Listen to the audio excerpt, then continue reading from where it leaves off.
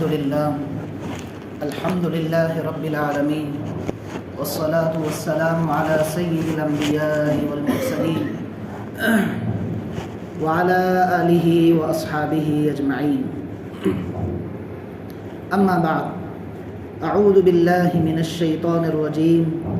بسم الله الرحمن الرحيم.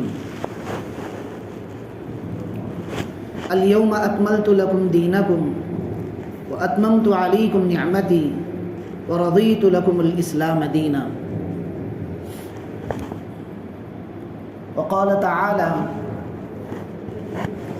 وأذن في الناس بالحج يأتوك رجالا وعلى كل ضامر يأتين من كل فج عميق ليشهدوا منافع لهم إلى آخره الآية.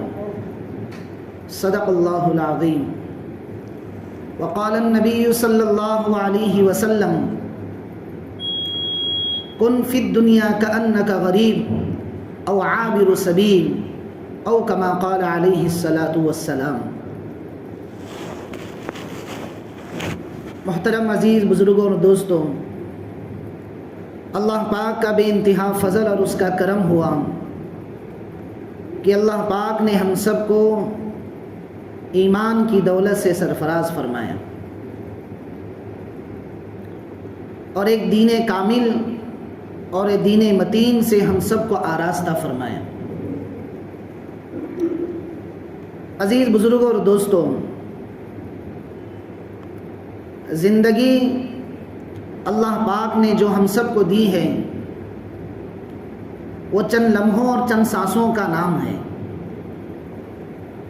حقیقت والی زندگی اور حقیقت والی کامرانی اللہ پاک نے جو دی ہے وہ آخرت والی زندگی ہے.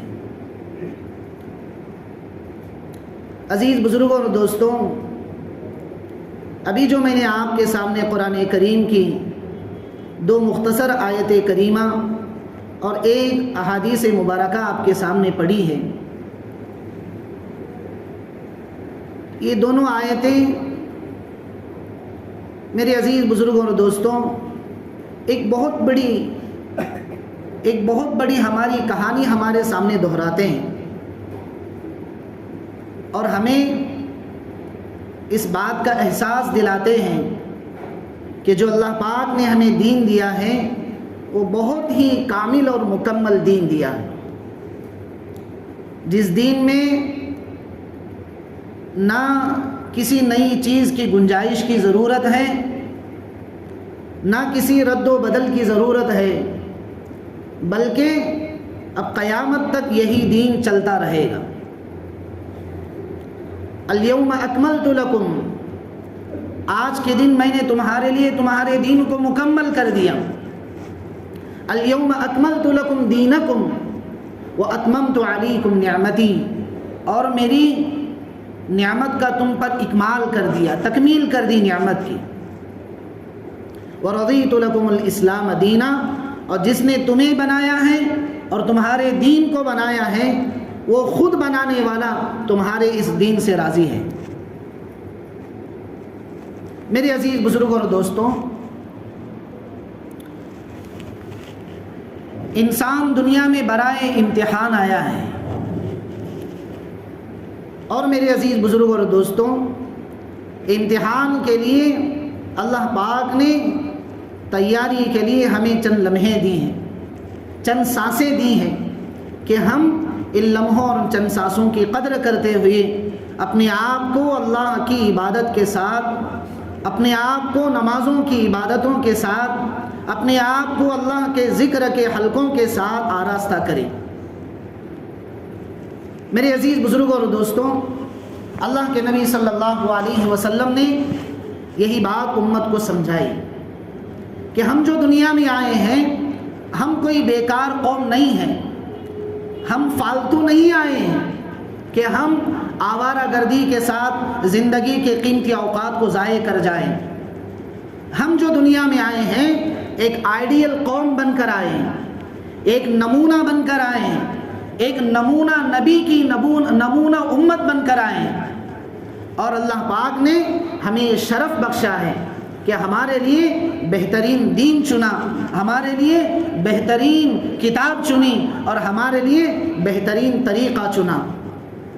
میرے عزیز بزرگوں اور دوستوں، اگر ہماری زندگی کا رویہ یہی غفلت کا رہا، یہی عیاشی کا رہا، یہی شباب اور کباب کی زندگی ہماری چلتی رہی، تو میرے عزیز بزرگوں اور دوستوں، باطل پھر اس سے اور ٹکرائے گا اور زوروں پر آئے گا اور وہ ہماری تمام بنیادوں کو کھوکھلا کرنے کے لیے تیار ہو جائے گا۔ میرے عزیز بزرگوں اور دوستوں، اللہ پاک نے قسمیں اٹھائی ہیں کہ جو قیمتی ایام اللہ پاک نے ہمیں دیے ہیں، اس کی قسمیں اللہ پاک نے اٹھائی ہیں اور انسان کو آگاہ کیا ہے کہ جو زندگی کے ایام اور زندگی کی گھڑیاں تمہیں ملی ہیں، یہ بہت قیمتی سرمایہ اللہ پاک نے دیا ہے۔ اور مسلمانوں کا آج سب سے بڑا المیہ یہ ہے کہ آج کے مسلمان کے پاس بہت وقت مل چکا ہے جسے وہ اپنے من مانی کے ساتھ ضائع کر رہا ہے۔ بقول حضرت مولانا خلیل الرحمن سجاد نعمانی دامت برکاتہ العالیہ کہتے ہیں، جتنا وقت کا ضیاع آج کا مسلمان کر رہا ہے، اتنا کسی قوم نہیں کرتی ہے۔ ہاں میرے عزیز بزرگوں اور دوستوں، اللہ نے تو قسمیں اٹھائی ہماری، وقت کی قسمیں اللہ پاک نے اٹھائی، دین کے اوپر اللہ پاک نے آیتیں نازل فرمائی اور ہمیں بہت بہترین ذریعہ اللہ پاک نے دیا۔ لیکن میرے عزیز بزرگوں اور دوستوں، کسی بھی قوم کے زوال کے دو راستے ہوتے ہیں۔ حضرت مولانا علی میاں ندوی علیہ الرحمہ کی ایک بہت پیاری کتاب ہے عربی زبان میں، اس کا اردو ترجمہ ہو چکا ہے اب، انسانی دنیا پر مسلمانوں کے عروج و زوال کی داستان۔ حضرت اس میں لکھتے ہیں کہ جب کوئی قوم تباہ ہوتی ہے، جب کوئی قوم گر جاتی ہے، جب کوئی قوم اللہ کی نظروں سے اتر جاتی ہے، تو اس کا سب سے واحد راستہ یہ ہوتا ہے کہ وہ قوم اللہ کے حدود سے تجاوز کر چکی ہوتی ہے، وہ غفلت کی زندگی گزار رہی ہوتی ہیں، وہ عیاشی کے اڈوں کو آباد کر رہی ہوتی ہیں اور مسجدوں کو ویران کر رہی ہوتی ہیں۔ اسے نماز ایک بوجھ ہو جاتا ہے اور اسے ذکر کے حلقے اس کی نگاہ میں جیسے کانٹا چبھتا ہے، اس طریقے سے اسے چبھنا شروع ہو جاتا ہے۔ میرے عزیز بزرگوں اور دوستوں، آپ تاریخ اسلام پڑھیں اور اسلام کی داستان آپ سنیں تو آپ کو اس بات کا اندازہ ہوگا، جو قوم پنپتی ہے، جو قوم سر اٹھا کر جیتی ہے، وہ قوم کبھی اپنے اوقات کو ضائع نہیں کرتی، وہ قوم کبھی کھانے پینے کے پیچھے اپنے اوقات کو ضائع نہیں کرتی ہیں، وہ قوم مجاہد ہوتی ہے، وہ قوم رونے والی ہوتی ہے، وہ قوم تڑپنے والی ہوتی ہے، وہ خود بھی جاگتی ہے اور دوسروں کو جگانے کی کوشش اور محنت کرتی ہے۔ میرے عزیز بزرگوں اور دوستوں، میں یہ بات آپ کے سامنے رکھنا چاہتا ہوں کہ جتنا ہمارا قیمتی سرمایہ جو اللہ پاک نے وقت کی شکل میں ہمیں دیا ہے، وہ بہت ضائع ہو رہا ہے، بہت آوارہ گردی میں خرچ ہو رہا ہے۔ میرے عزیز بزرگوں اور دوستوں، ہم قدر کریں اپنے اوقات کی۔ اگر زندگی میں کچھ کرنا چاہتے ہیں، کچھ نام اور برانڈ بننا چاہتے ہیں، تو میرے عزیزوں اس کے لیے محنتیں کریں، اس کے لیے مر مٹنے کے جذبے اپنے اندر پیدا کریں۔ اللہ کے دین، اللہ کا دین جہاں لوٹا اور پیٹا جا رہا ہے، اس کا غم، اس کا افسوس اپنے دلوں میں جگا دیں۔ میرے عزیز بزرگوں اور دوستوں، جب اس پاورفل ہاؤس جو ہمارا دل اللہ پاک نے بنایا ہے، جب اس میں سے احساس کا مادہ ختم ہوتا ہے، تو پھر وہ بنام انسان ہوتا ہے لیکن اندر سے بھیڑیا بن جاتا ہے۔ پھر اس کے سامنے دوست کیا، احباب کیا، رشتہ دار کیا اور عزیز و اقارب کیا، سب اس کے لیے یکساں ہو جاتے ہیں اور ایک درندے کی شکل اختیار کرتا ہے۔ پھر معاشرہ گندا بنتا ہے، معاشرہ سڑ جاتا ہے، معاشرہ تعفن بن جاتا ہے۔ میرے عزیز بزرگوں اور دوستوں، یہ سب کچھ اس لیے ہو رہا ہے کہ ہمارا ایمانی پاور جو ہے وہ کمزور ہو چکا ہے،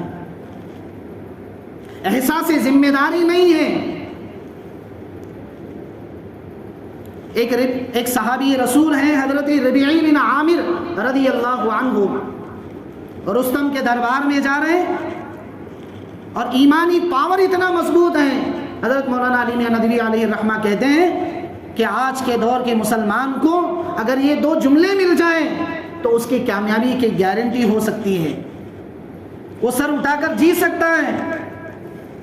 لیکن میرے عزیز بزرگوں اور دوستوں،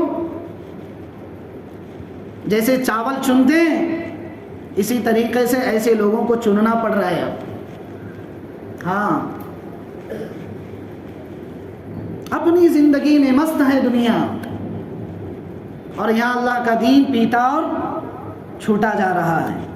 سنتوں کے جنازے نکل چکے مسلمانوں سے، اللہ کے نبی کی زندگی سے پیار نکل چکا. کیا گھر، کیا افراد، کیا معاشرہ، کیا سوسائٹی، کیا دوست اور کیا احباب، سب کچھ اپنے نبی کی زندگی سے پیار ختم کر چکے ہیں. جہاں سارا خاندان ذبح ہو رہا ہے دین کو پہنچانے کے لیے، جہاں نسلوں کی قربانیاں پیش کی جا رہی ہیں، جہاں 2 بیٹیوں کے طلاقوں کو پسند کیا جا رہا ہے، اور وہاں اسی کی امت اپنے نبی کی زندگی کے ساتھ کھلواڑ. سنت ہے، دیکھ لیں گے، چلے گا. دیکھیے آج معاشرے میں نمازوں کا کیا حال ہے، سنتوں کا کیا حال ہے. مذاق بنا چکے ہیں، مذاق. اور ایک ربیعی بن عامر رضی اللہ عنہ، پھٹے ہوئے کپڑے بدن پر، ٹوٹی ہوئی تلوار، پھٹی ہوئی ڈھال، اور گھوڑا ایسا کہ وہ چل بھی نہیں سکتا ہے، ایسا گھوڑا ساتھ میں ہے. لیکن جب رستم کے دربار میں پہنچ رہے تو رستم پوچھ رہے کیوں آئے ہو؟ کہنے لگے ہم اللہ کے بندوں کی بندگی سے نکال کر ایک اللہ وحدہ لا شریک لہ کی بندگی میں داخل کرنے کے لیے آئے. ہم کوئی آوارہ گردی کے لیے نہیں آئے ہیں، ہمیں کرسیوں کی ضرورت نہیں ہے، ہمیں ایئر کنڈیشن روموں کی ضرورت نہیں ہے، ایئر کنڈیشن گاڑیوں کی ضرورت نہیں ہے، ہمیں مہنگے قالینوں کی ضرورت نہیں ہے. ہم اللہ کے پیغام کو پہنچانے کے لیے دنیا میں پیدا ہوئے ہیں، اور ہم نے محمد الرسول اللہ کے غلامی کی توق کو اپنے گلوں میں ڈالا ہے، اور ہم ہر کچے پکے مکان میں محمد الرسول اللہ کے دین کو داخل کر کے رہیں گے. یہ ہوتا ہے ایمانی پاور، یہ ہوتے ایمانی بول، یہ ہوتے ایمانی جذبے، جس سے آج امت یکسر خالی ہو چکی ہے. پھر اس کے بعد زبانوں پر نعرے متا نصر اللہ، متا نصر اللہ، متا نصر اللہ. تو میرے عزیزوں، پھر رب بھی سننا نہیں چاہتا ہے. رب کہتا ہے فرشتوں سے کوئی غیر مانوس آواز آ رہی ہے، بند کرو اسے. ہاں، بند کرو ان آوازوں کو. مجھے ایسا لگتا ہے کہ یہ کوئی غیر مانوس آواز ہے. ہاں میرے عزیزوں، دیکھیے معاشرے میں نمازوں کا کیا حال ہے. جوانوں کی زندگیاں دیکھیے، باپ تہجد گزار اور بیٹا موبائل گزار، باپ تہجد گزار بیٹی موبائل گزار، باپ تہجد گزار بہو موبائل گزار.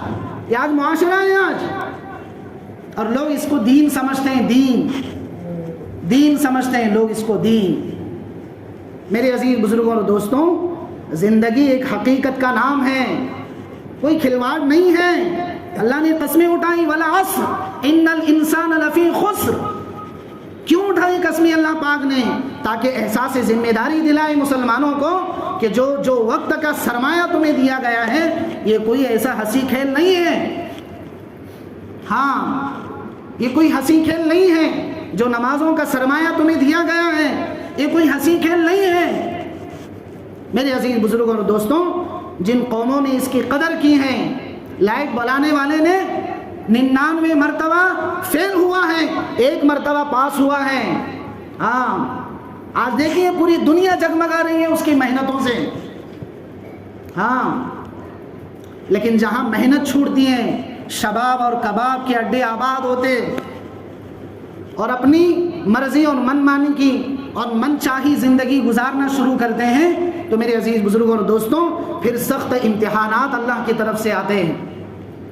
اور اللہ نے قرآن میں سمجھایا اس بات کو، سمجھایا ہے اللہ نے اس بات کو کہ ایمان لانے کے بعد ایمان پر استقامت علی الدین، یہ شرط ہے ایمان والے کے لیے، شرط رکھی اللہ نے، شرط ان الذین قالوا ربنا اللہ ثم استقاموا، ایمان لانے کے بعد، رب کو رب ماننے کے بعد، اللہ کو اللہ ماننے کے بعد پھر تم آزاد ہو جاؤ، آزادانہ زندگی گزار لو، آزادانہ خیالات کے ساتھ زندگی گزارو، ایسا نہیں ہو سکتا۔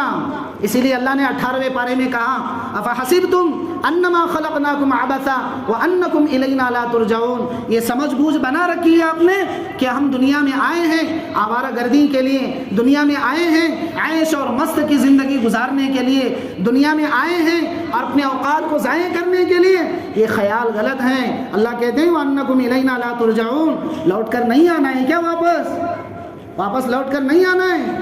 فتعال اللہ الملک الحق، ایک بادشاہ ہے جو ساری کائنات کو بنانے والا ہے، تمہیں بنانے والا ہے، مجھے بنانے والا ہے، سارے جہاں کو بنانے والا ہے، اس کی طرف تمہارے سب کیا کرایا کا حساب دینا پڑے گا۔